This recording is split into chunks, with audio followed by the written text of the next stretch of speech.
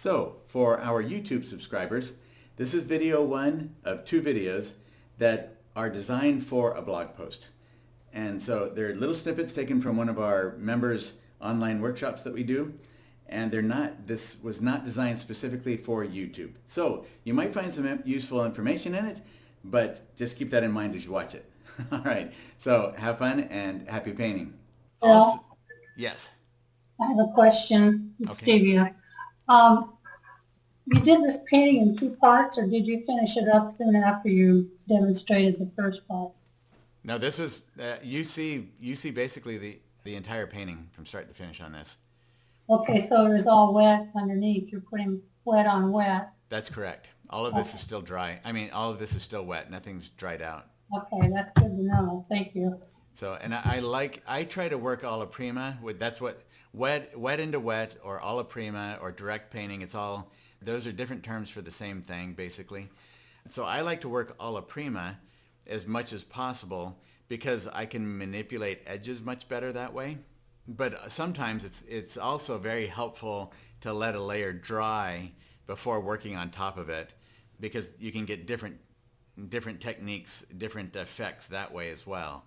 But overall, I've almost always enjoyed working alla prima more than letting one layer dry and then painting on top of it. I thought maybe since you had done two parts, you had waited in, had some time in between for the first part to dry. Oh. But I'm fascinated how you get paint to lay on paint and still look, the underpaint shows through. So that's a great question, Stevie. Part of it is it's the pressure of the brush. This is where it's really critical to have enough paint on there. So if we have little tiny dabs of paint on our palette, we're probably not going to mix up enough paint in a pile on our palette to get enough paint on the brush to do this kind of technique. If we try to do this with little tiny bits of paint, it's not going to work. I have to have quite a bit of paint on the end of my brush for that stroke to work. Otherwise, you're right. It will pull the paint that's underneath it right into the paint that I'm laying on top. I think it's hard. I think it's hard to see how much paint you actually have on your palette. Maybe it'd be good to put it all in a pile and you can close up and say this is how much paint it actually is, because it's not always easy to tell. Like you're using your brush to mix colors, but it doesn't show really how much paint is actually on your palette. Yeah, that makes sense, Robin. I could see that. So I'll try to do that in the future periodically. Or at least close-ups maybe after you've loaded and you pushed your brush into your paint, to go up to the camera and say, look how much paint is on the end of my brush. And then, so just occasionally, or how much medium you put in, if anything. So those kind of. Now, if any of you end up going through all of the videos that I have, I mean, there's more than 30 in the library now, and I've got the lilies that are almost done. If you go through all of them, I do that periodically. I will put the brush right up to the camera so you can see just how much paint is on the end of it. But I don't do it enough where I could tell you where that's at. So I can't remember. But I know in some of them I have done that, where you'll see that it's like at least like a 1/16 to an 1/8 of an inch thick of paint on the end of the brush that's built up in a pile there. Because you can see, just making a stroke like that, looking at this stroke of paint, you can kind of tell almost, and the same thing with up on the panels on the roof, you can see that there's quite a bit of paint in there just from the texture of the paint that's left there, the ridges of paint that you can see with the light coming down on it, leaving those shadows. You can see it's pretty thick right there. Do you push your brush into the paint, or do you pull the paint out? I will show you that right now so you can see. Let me back up a little bit with this so you can see that when I actually get the paint on the brush. Oh, so that's where I didn't do it from the pink. Is that the one? That's the one. Okay, boom. So did you see how? Let's try that one more time here. So I am pushing forward into the paint. Watch, push forward. See that? I'm building up the whole end of that brush with paint right there. So I did not realize I was showing you the wrong pile of paint when I did that. Now this, when I went back and grabbed some white paint, loading it up and mixing it into that's going to change the color and temperature of that some. It actually it cooled it down. See that it's not so yellow and red as it was? So now I grab colors from around other spots to put in there. Can you see how I'm pushing and pulling the brush?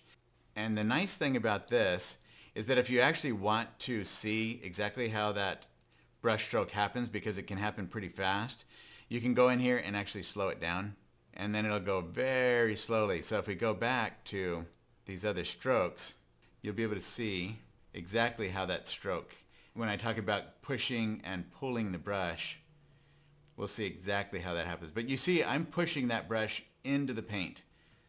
Now sometimes I'll take that brush and mix it back and forth in there to get the whole brush loaded up. But when I'm doing something like that, I know that I want just a big thick glob of it. And see, now you could see the end of my brush too.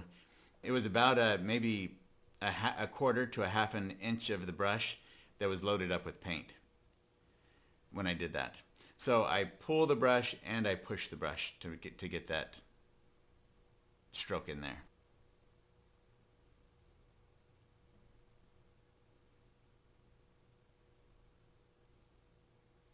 And when I'm doing, see how I'm twisting the brush around?